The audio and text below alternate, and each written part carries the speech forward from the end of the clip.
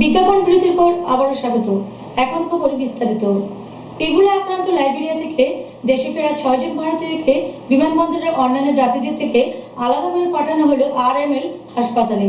বিমান কর্তৃপক্ষ জানিয়েছে উক্ত বিষয়ে সতর্কতামূলক ব্যবস্থা নেওয়া হবে। দিল্লি বিমানবন্দরে মঙ্গলবার সকালে ইবোলা আক্রান্ত লাইবেরিয়া থেকে দেশে ফেরা 6 জন ভারতীয়কে অন্য যাত্রীদের থেকে আলাদা করে আরএমএল হাসপাতালে পাঠানো হলো। ইবোলা আক্রান্ত লাইবেরিয়া থেকে বিভিন্ন বিমানে 112 জন ভারতীয়র ফেরা নিয়ে মঙ্গলবার দিল্লি ও মুম্বাই আন্তর্জাতিক বিমানবন্দরে সতর্কতা জারি করা হলো। বিমানবন্দর কর্তৃপক্ষ জানিয়েছে ইবোলা আক্রান্ত দেশগুলি থেকে ভারতীয় নাগরিকদের নিয়ে আসা বিমানগুলি বিমানবন্দরে পৌঁছালেই সতর্কতামূলক ব্যবস্থা নেওয়া হবে। মুম্বাই আন্তর্জাতিক বিমানবন্দরের তরফ থেকে জানানো হয়েছে প্রাথমিক পরিকল্পনা অনুযায়ী এই বিমানগুলি দূরবর্তী কোনো স্থানে নিয়ে গিয়ে সমস্ত যাত্রীদের পরীক্ষা করা হবে। এই পরীক্ষার পর ইবোলার উপসর্গহীন যাত্রীদের টার্মিনালে নিয়ে যাওয়া হবে। যাদের মধ্যে ইবোলার বিন্দুমাত্র উপসর্গ দেখা যাবে তাদের তৎক্ষণাৎ মনোনীত হাসপাতালে অ্যাম্বুলেন্স করে পৌঁছে দেওয়া হবে। ব্যুরো রিপোর্ট, খবর ত্রিপুরা। কেরল রাজ্যপালের পদ থেকে ইস্তফা দিলেন শীলা দীক্ষিত। স্বরাষ্ট্রমন্ত্রী রাজনাথ সিং ও রাষ্ট্রপতি প্রণব মুখার্জির সঙ্গে দেখা করেছিলেন তিনি। মোটে মাস 7 হয়েছিল, পদে থাকতে পারলেন না শীলা দীক্ষিত। কেরল রাজ্যপালের পদ থেকে ইস্তফা দিলেন দীক্ষিত। গতকালই স্বরাষ্ট্রমন্ত্রী রাজনাথ সিং ও রাষ্ট্রপতি প্রণব মুখার্জির সঙ্গে দেখা করেছিলেন তিনি। মে মাসে ক্ষমতায় আসে বিজেপি সরকার। ক্ষমতায় আসার পর থেকে বিজেপি সিদ্ধান্ত নেয় আগের সরকারের নিয়োগ করা ডজনখানেক রাজ্যপালকে সরানো হবে। শীলা দীক্ষিত সহ 7 রাজ্যপালকে সেই তালিকায় আনা হয়। এর জেরেই তারা পদত্যাগ করেন বলে মত রাজনৈতিক মহলের। উত্তরাখণ্ডের রাজ্যপাল আজিজ কুরেশি সুপ্রিম কোর্টের দরজায় কড়া নাড়েন। রাজ্যপালের বদলি রাষ্ট্রপতির হাতে। কেন্দ্রের সিদ্ধান্তের বিরুদ্ধে সওয়াল করেন তিনি। পদত্যাগের পর দিল্লিতে ফিরে আসবেন শীলা দীক্ষিত। সেখানে আসন্ন বিধানসভা নির্বাচনের প্রস্তুতিতে সাংগঠনিক কাজে যোগ দেবেন তিনি। मैंने अपना इस्तीफा दे दिया है, यही आपको सूचना देनी थी, स्वयं दे रही हूँ बस। मैंने इस्तीफा दे दिया है, कल दे दिया था मैंने। मेरा उससे कोई ताल्लुक नहीं है। मैंने जो मेरा दिल कह रहा था वो मैंने कर दिया। वो कल I talk to you on the hindsight as a season politician when the order comes to me. I promise you that. मैं आपसे बोल रही हूँ ना, इस वक्त मेरा रेजिग्नेशन एक्सेप्ट हुआ है। इसके बाद में जो भी होगा कहना होगा जब वो मतलब मैंने रेजिग्नेशन दिया है, रेजिग्नेशन दिया है, जब वो एक्सेप्ट हो जाएगा उसके बाद में मैं सबको बुला के बोलूंगा। ব্যুরো রিপোর্ট, খবর ত্রিপুরা। 2014 সালে সোনামুড়া মহকুমার হজ যাত্রীদের রাজ্য হজ কমিটির উদ্যোগে করা হয় টিকাকরণ। মোট 25 জন হজ যাত্রী এবছর মহকুমা থেকে হজে যাবেন, যার মধ্যে মহিলা হজ যাত্রী রয়েছে 5 জন এবং পুরুষ হজ যাত্রী 20 জন। 2014 সালে রাজ্যের হজ যাত্রীদের রাজ্যের হজ কমিটির উদ্যোগে দেওয়া হচ্ছে ইনফ্লুয়েঞ্জা ও মেনিনজাইটিস টিকা। মঙ্গলবার সোনামুড়া হাসপাতালে সোনামুড়া মহকুমার সকল হজ যাত্রীদের দেওয়া হচ্ছে টিকা। সোনামুড়া মহকুমায় এই বছর হজ যাত্রীর সংখ্যা 25 জন, যার মধ্যে মহিলা হজ যাত্রীর সংখ্যা 5 জন এবং পুরুষ 20 জন। এদিন এই 25 জন হজ যাত্রীকে করা হয় টিকাকরণ।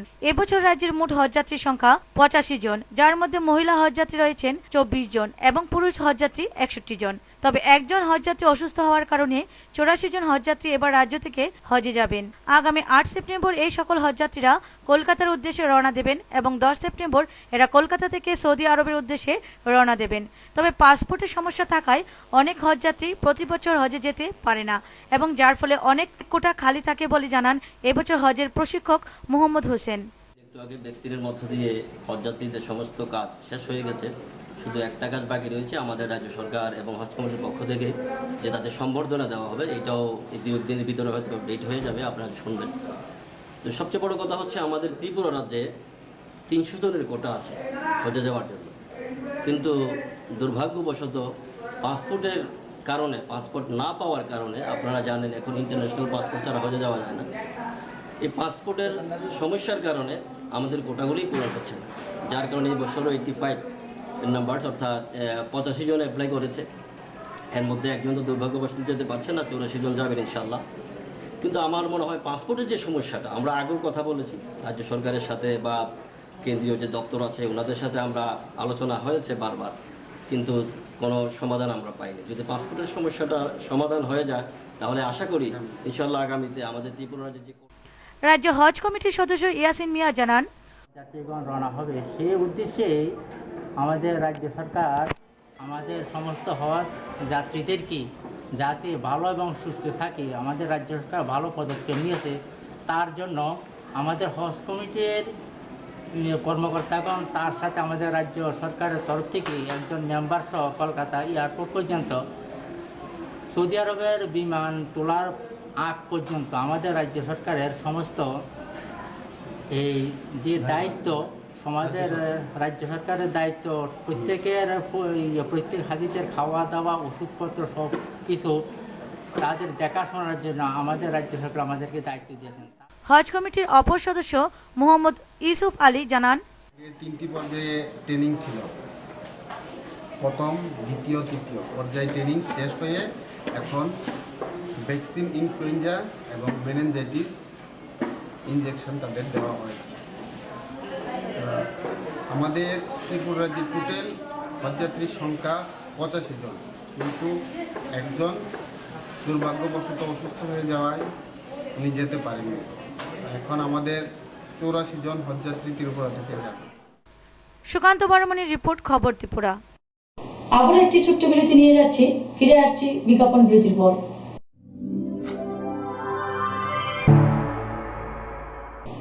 বিজ্ঞাপন বিরতির পর আবারও স্বাগত। এসডিএম গাড়ি থেকে উদ্ধার করা মদ চুরি করে পালিয়ে যাওয়া 3 যুবককে আটক করে বিশালগড় থানা পুলিশ। ঘটনা বিশালগড় মধুপুর বাজারে। মহকুমা শাসকের গাড়ি থেকে অভিযান চালিয়ে উদ্ধারকৃত লক্ষাধিক টাকার দেশি ও বিলেতি মদ সহ কিছু গুরুত্বপূর্ণ কাগজ নিয়ে পালিয়ে যায় এলাকার 3 যুবক। জানা গেছে, কমলা সাগরের কালীবাড়িতে রবিবার সন্ধ্যায় উদ্বোধন হয়েছে ভাদ্র মেলার। অনুষ্ঠানকে সার্থক করে তুলতে ও শান্তি শৃঙ্খলা বজায় রাখতে বিশালগড় মহকুমা শাসক প্রসূন্দে রবিবার সকাল থেকে শুরু করে মদ বিরোধী অভিযান। কমলাসাগর ও দেবীপুর বিভিন্ন দোকানে অভিযান চালিয়ে ব্যাপক পরিমাণে উদ্ধার করা হয় দেশি ও বিলেতি মদ। পরে অভিযানকারী দল এগুলি নিয়ে চলে আসে মধুপুর বাজারে। মধুপুর বাজারে এসে উদ্ধারকৃত দেশি ও বিলেতি মদ সহ গাড়িটিকে দাঁড় করিয়ে মহকুমা শাসক ও জনা কয়েক পুলিশকর্মী এক দোকানে যায়। এই সুযোগে এলাকার কিছু যুবক মহকুমা শাসকের গাড়ি থেকে উদ্ধারকৃত দেশি ও বিলেতি মদগুলি নিয়ে পালিয়ে যায়। খবর দেওয়া হয় বিশালগড় থানায়। তৎক্ষণাৎ অতিরিক্ত পুলিশ বাহিনী সহ বিশালগড়ের এসডিপিও এবং বিশালগড় থানার ওসি ঘটনাস্থলে ছুটে আসেন। শুরু করে তল্লাশি অভিযান। মহকুমা শাসকের নেতৃত্বে এলাকার 3 যুবক যথাক্রমে রূপক ঘোষ, সাগর দত্ত ও সুব্রত দত্তকে গ্রেপ্তার করে বিশালগড় থানায় আনা হয়। দুপুরের দিকে এসডিএম বিশালগড় এবং ওনার আরও কিছু নিয়ে এক্সাইজ ডিপার্টমেন্টের লোক নিয়ে কমলাসাগর এবং মধুপুরে উনি এক্সাইজ রেড করেছেন। রেড করার পরে মধুপুর বাজারে আসার পরে একটা দোকানে রেড করার সময় কিছু পাবলিক ওনার গাড়ির থেকে যেসব মদগুলো সিজ হয়েছিল, ইংলিশ এবং বাংলা মদ, এগুলো সব ছিনতাই করে নিয়ে গেছে এবং পাশাপাশি কিছু ইম্পর্টেন্ট ডকুমেন্ট ছিল এসডিএমের গাড়ির থেকে, ইম্পর্টেন্ট ডকুমেন্ট নিয়ে গেছে। রিপোর্ট অফ এসডিএম সব জিনিসগুলো সব ভেঙে ফেলেছে, কিছু মদ এবং কিছু মদ ছিনতাই করে নিয়ে চলে গেছে। এমনি আমরা 3 জনকে সাসপেক্টেড, আমরা 3 জনকে আটক করেছি। জানি না, যদি ইনভলভমেন্ট থাকে আমরা ওদেরকে কেসে ফরওয়ার্ড করব, যদি ইনভেস্টিগেশন ইনভলভমেন্ট না থাকে নিশ্চয়ই আমরা ছেড়ে দেব। ব্যুরো রিপোর্ট, খবর ত্রিপুরা। 9 দফা দাবি আদায়ের লক্ষ্যে সোনামুড়া মহকুমা শাসক ও কবি নজরুল মহাবিদ্যালয়ের অধ্যক্ষের নিকট এক ডেপুটেশন দিল মহাবিদ্যালয়ের এসএফআই অঞ্চল কমিটি। পালন করা হয় গণ অবস্থান কর্মসূচিও। এতে উপস্থিত ছিলেন এসএফআই রাজ্য সভানেত্রী নীলাঞ্জনা রায় সহ অন্যান্যরা। সোনামুড়া কবি নজরুল মহাবিদ্যালয় দীর্ঘদিন ধরে বেশ কিছু গুরুত্বপূর্ণ সমস্যায় জর্জরিত। আর এই সমস্যাগুলির সমাধানে কবি নজরুল মহাবিদ্যালয়ের শিক্ষক সহ কলেজের গুরুত্বপূর্ণ 9 দফা দাবির ভিত্তিতে 12টা থেকে 2টা পর্যন্ত 2 ঘন্টার গণ অবস্থান পালন করল ছাত্রছাত্রীরা। মঙ্গলবার এসএফআই কলেজ অঞ্চল কমিটির উদ্যোগে হয় এই গণ অবস্থান। মধুবন ব্রিজ চৌমুহনীতে হয় এদিনের গণ অবস্থানটি। এদিনের গণ অবস্থানে উপস্থিত ছিলেন এসএফআই রাজ্য সভানেত্রী নীলাঞ্জনা রায়, এসএফআই রাজ্য কমিটির সদস্য সুপ্রীতি দে, এসএফআই বিভাগীয় সভাপতি মনির হোসেন সহ অন্যান্যরা। সোনামুড়া কবি নজরুল মহাবিদ্যালয়ের ছাত্রছাত্রীরা একটি সুবিশাল মিছিল সংগঠিত করে মধুবন ব্রিজ চৌমুহনীতে এসে মিলিত হয়। সোনামুড়া মহাবিদ্যালয়ের পক্ষ থেকে 9 দফা দাবির ভিত্তিতে মহকুমা শাসক সুভাষিস দাস ও কবি নজরুল মহাবিদ্যালয়ের অধ্যক্ষের কাছে একটি প্রতিনিধিমূলক ডেপুটেশনও দেওয়া হয়। তাদের এই 9 দফা দাবিগুলির মধ্যে উল্লেখযোগ্য হল, মহাবিদ্যালয়ে পর্যাপ্ত পরিমাণে শিক্ষক নিয়োগ করতে হবে, কলেজে বায়োসায়েন্স চালু করতে হবে, কলেজ বাস চালু করতে হবে, কলেজে একটি অডিটোরিয়াম হল নির্মাণ করতে হবে এবং শিক্ষকদের আবাসন নির্মাণ করতে হবে প্রমুখ। গণ অবস্থানে বক্তব্য রাখতে গিয়ে এসএফআই রাজ্য সভানেত্রী নীলাঞ্জনা রায় বলেন, জানানটা শুধুমাত্র এই মহকুমা অঞ্চলে নয়, গোটা রাজ্য জুড়ে আমাদের এই 8 দফা দাবির সমর্থনে, সেই 8 দফার মধ্যে থাকা আমাদের প্রয়োজনীয় বিষয় শিক্ষকের অবস্থান করতে হবে, মূলত রিক্রুট করে দিতে হবে। বায়ো সায়েন্স চালুর একটা অন্যতম দাবি আমরা আমাদের এই বিদ্যালয় থেকে মহাবিদ্যালয় থেকে সম্মিলিত করেছি। সবচাইতে গুরুত্বপূর্ণ দাবিটা শুধুমাত্র আপনাদের মহাবিদ্যালয়ের ক্ষেত্রে নয়, গোটা রাজ্যে যেই জায়গার মধ্যে 22খানা যেই কলেজ স্থাপিত হয়েছে সেই কলেজের মধ্যে যানবাহন চলাচলের কারণে বাস ভাড়া এবং বিভিন্ন যানবাহনের ভাড়া বর্ধিত হওয়ার কারণে সমস্ত জায়গার মধ্যে বিভিন্ন রকমের সমস্যার সম্মুখীন আমরা হচ্ছি। মোদীদের অর্থ নিমজ্জিত হয়েছিল, ফলাও করে টিভি চ্যানেলগুলির মধ্যে অ্যাডভার্টাইজার মধ্য করে সেই রাহুল গান্ধী থেকে শুরু করে ওনার মা শ্রীমতী সেই জায়গায় সোনিয়া গান্ধীর প্রচার সংগঠিত করছিলেন, মনমোহন জির প্রচার সংগঠিত করছিলেন টাকা ইনভেস্ট করার মধ্য দিয়ে। কিন্তু সেই জায়গায় 16তম লোকসভা নির্বাচনে আমরা দেখলাম কংগ্রেসের প্রচার থেকে সবচাইতে বেশি প্রচারের আলোকে ঘরে ঘরে বাচ্চাদের মুখে মুখে যে অ্যাডভার্টাইজের আকারে সুদিনের চিন্তা ভাবনা, সুদিনের স্লোগানগুলির মুখে তৈরি করে দেওয়ার চেষ্টা হয়েছিল, সেই চেষ্টাটা যারা সংগঠিত করেছিলেন তারা হচ্ছে বৃহৎ অংশের শিল্পপতিরা। প্রচণ্ড রোদকে উপেক্ষা করে ছাত্রছাত্রীরা যে উৎসাহের সাথে মিছিল ও গণ অবস্থানে মিলিত হয় তা ছিল লক্ষণীয়। টুটন চৌধুরীর রিপোর্ট, খবর ত্রিপুরা। 11 দফা দাবির ভিত্তিতে কৈলাসহর মহকুমা শাসকের নিকট এক ডেপুটেশন দিল ডিওয়াইএফআই কৈলাসহর বিভাগীয় কমিটি। মঙ্গলবার দুপুরে কৈলাসহর ডিওয়াইএফআই বিভাগীয় কমিটি 11 দফা দাবির ভিত্তিতে মহকুমা শাসক অজিত শুক্ল দাসের নিকট এক ডেপুটেশন প্রদান করে। ডেপুটেশনের নেতৃত্ব দেন ডিওয়াইএফআই রাজ্য কমিটির সদস্য মফস্বর আলী, বিভাগীয় কমিটির সম্পাদক সত্যব্রত ভট্টাচার্য, ডিওয়াইএফআই নেতা প্রভাকর সিনহা, বিশু শীল, পরিমল শীল সহ অন্যান্যরা। ডেপুটেশনে মহকুমা শাসক বলেন, এবং যুক্তিযুক্ত উন্নয়নের ক্ষেত্রে আমরা সবাই একমত। কোথাও কোথাও বাধা বিপত্তি থাকতে পারে, সেগুলি আমরা সবাই মিলেই সমাধান করব।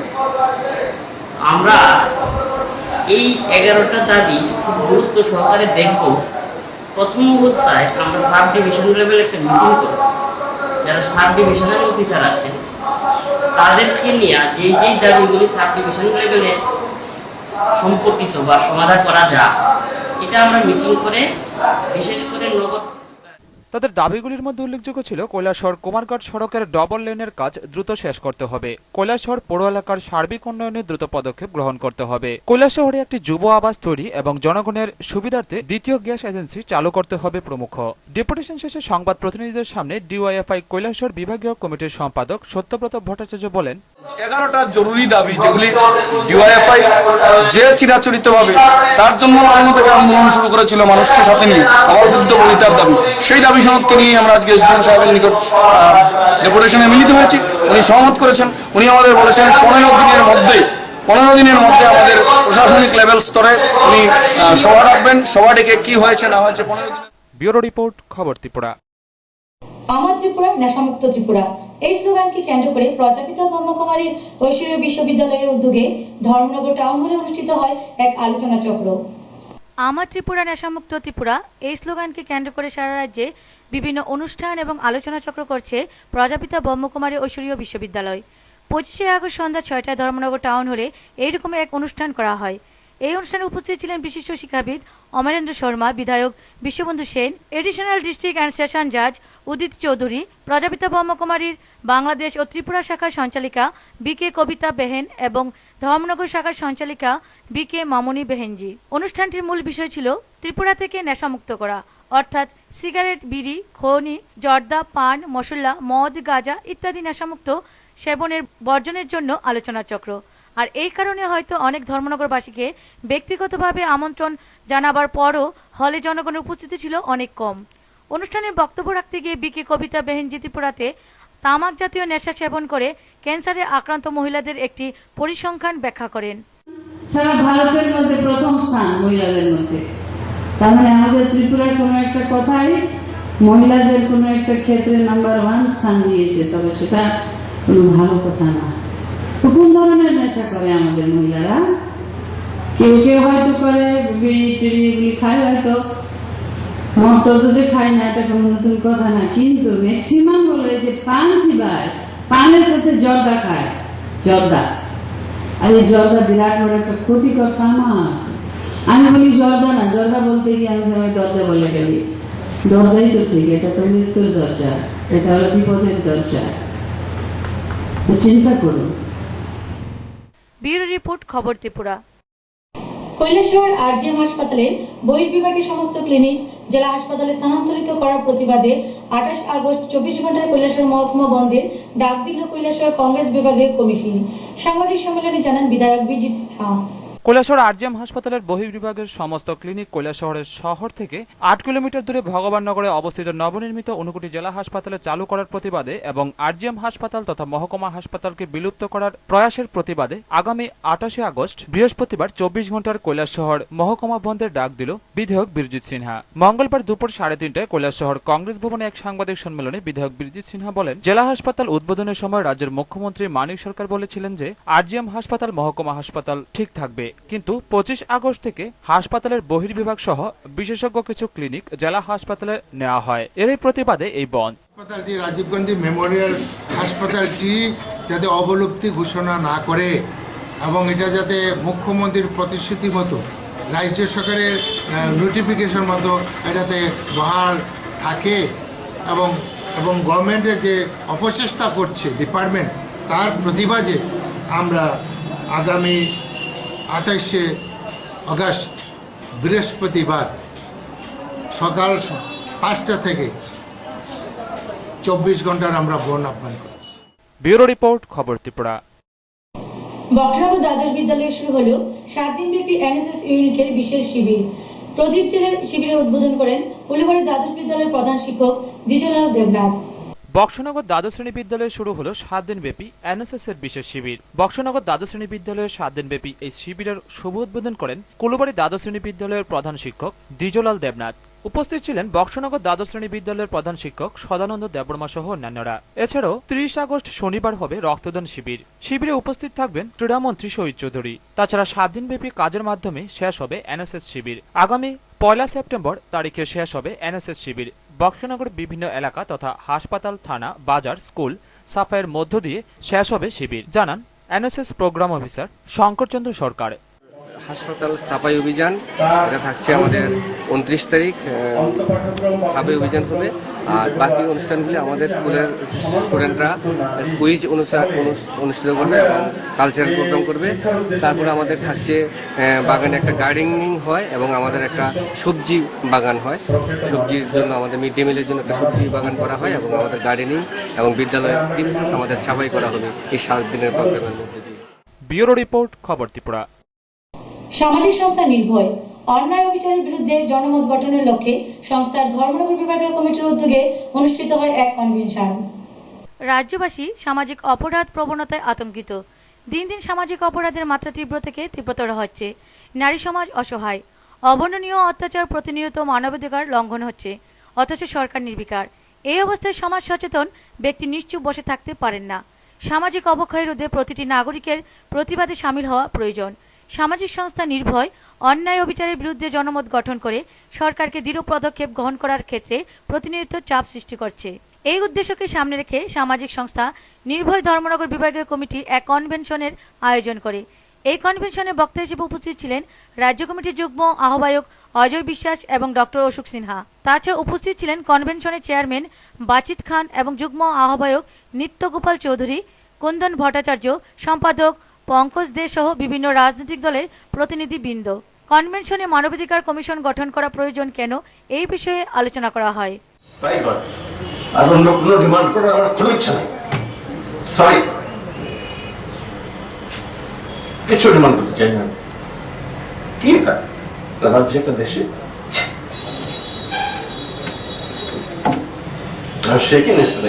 মানে একদম সরিয়া হয়ে গেছে আমার বিরাট। এটা কি হচ্ছে একটা দেশে? এটা হয়? আর আমরা নির্লজ্জের মতো দাবি করি লোডশেডিং 2 ঘন্টা কেন? বাইক তাদের কারেন্টের স্বপ্ন দেখে না তারা।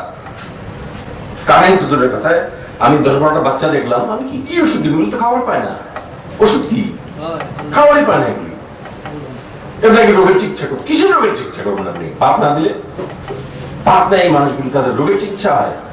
ঠিক কথা নাকি? এসব কি? 60 বছর পার হয়ে গেল স্বাধীনতা দিবসের ফ্ল্যাগ উড়াইয়া। এটা কি? লজ্জা হয়ে গেছে আমার। I was shaken absolutely. Bureau report, খবর ত্রিপুরা। প্রতিনিয়ত যান দুর্ঘটনা রুখতে দৃঢ় প্রত্যয় পুলিশ প্রশাসন। তেলেমুড়িতে প্রতিনিয়ত রাস্তায় নেমে তল্লাশি চালাচ্ছে বাইক আরোহীদের ফুল হেলমেট সহ প্রয়োজনীয় কাগজপত্রের। এতেও বদলাচ্ছে না কেউই। চলছে দিবারাত্র বাইক ও গাড়িতে অভিযান। রেহাই পাচ্ছে না বিশিষ্ট লোক থেকে সাংবাদিকরাও। ফুল হেলমেট ছাড়া বাইক চলাচল করতে পারবে না, এই সংকল্প নিয়ে প্রতিদিন রাস্তায় নামছে পুলিশ প্রশাসন। দুর্ঘটনার প্রবণতা বেড়েই চলছে। পথযাত্রীরা নাজেহাল এক প্রকার বাইক আরোহীদের জন্য। আর এক শ্রেণীর বাইক আরোহী সুপ্রিম কোর্টের নির্দেশকে অমান্য করে প্রতিনিয়ত ওয়ার্কার হেলমেট পরে বাইক চালিয়ে যাচ্ছে প্রতিনিয়তই। নিজেদেরকে জাহির করতে থাকা বাইক আরোহীদের বিরুদ্ধে জেহাদ ঘোষণা করল তেলিয়ামুড়া পুলিশ প্রশাসন। হেলমেট ফুল লাগাতেই হবে, না হলে জরিমানা দিতেই হবে। তাই অন্যান্য অফিসারদের পাশাপাশি এডিশনাল এসপিও রাস্তায় নামলেন ওই রোমিও বাইক আরোহীদের পাকড়াও করে দুর্ঘটনার প্রবণতাকে রোধ করতে। তবে এসপি হরিপদ দাস জানান যে সকলের চোখে আইনকে সমান রাখতে সব ধরনের বাইক আরোহীদেরকেই আটক করে কাগজপত্র সহ হেলমেটের যাচাই করা হচ্ছে এবং দুর্ঘটনা রোধ করতে এই ধরনের অভিযান আগামী দিনেও জারি থাকবে। মূল অভিযান সেটা হলো হেলমেট, যে প্লাস্টিক হেলমেট এবং বিনা হেলমেটে যে চলছে এগুলি ধরা, এগুলি প্রতিরোধ করা। কারণ প্রতিনিয়ত দেখেন আপনার যে অ্যাক্সিডেন্ট হয় হেলমেট না পরার জন্য। হেলমেট না পরলে আরেকটা দিক যেটা আমরা সূক্ষ্মভাবে দেখি না, যে হেলমেট না থাকলে তখন কী করে, ফুল হেলমেট না থাকলে তখন কী করে এটা আপনার কানে লাগা, তারপরে কথাও বলে তারপরে যায়, তো এতে অ্যাক্সিডেন্ট বেশি হয়। তো এখন আমাদের যে অভিযান তাতে আমরা মোটামুটি ফলপ্রসূ এবং এর ফলে আমরা অ্যাক্সিডেন্টের যে সংখ্যা সেটাও কমিয়ে আনতে পেরেছি, সেটা আমাদের তরফ থেকে এবং আমাদের যে অভিযান। এখানে কিন্তু সবারই আমরা ধরি, কারোর আমি বাদ দিই না। ইভেন পুলিশ, টিএসআর যেই হোক, সবার জন্যই আইন সমান, আইনের চোখে সবাই সমান। সেই জন্য আমরা সবার প্রতি যারা আইন ভঙ্গ করে আমরা সমানভাবেই আমাদের বিচার দৃষ্টিভঙ্গি নিয়ে আমরা অ্যাকশন নিচ্ছি। ব্যুরো রিপোর্ট, খবর ত্রিপুরা। তফসিলি জাতি বিশালগড় দক্ষিণ অঞ্চল কমিটির উদ্যোগে এক অঞ্চল সম্মেলন অনুষ্ঠিত হয় নবীনগর কমিউনিটি হলে। এতে 27 জনের একটি নতুন কমিটি গঠিত হয়।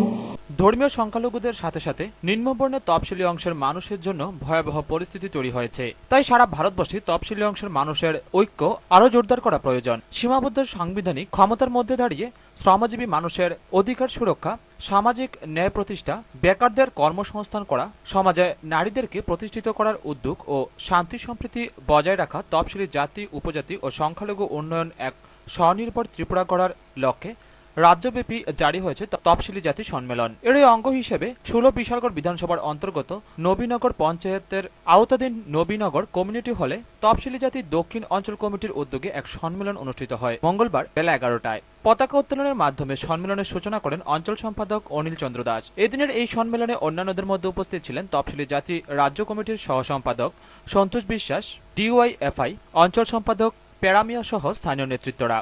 জানা গেছে উক্ত সম্মেলনে 27 জনের একটি নতুন কমিটি গঠিত হয়, যার সম্পাদক ও সভাপতি মনোনীত হয় যথাক্রমে অনিল চন্দ্র দাস এবং শ্রীদাস ভৌমিক।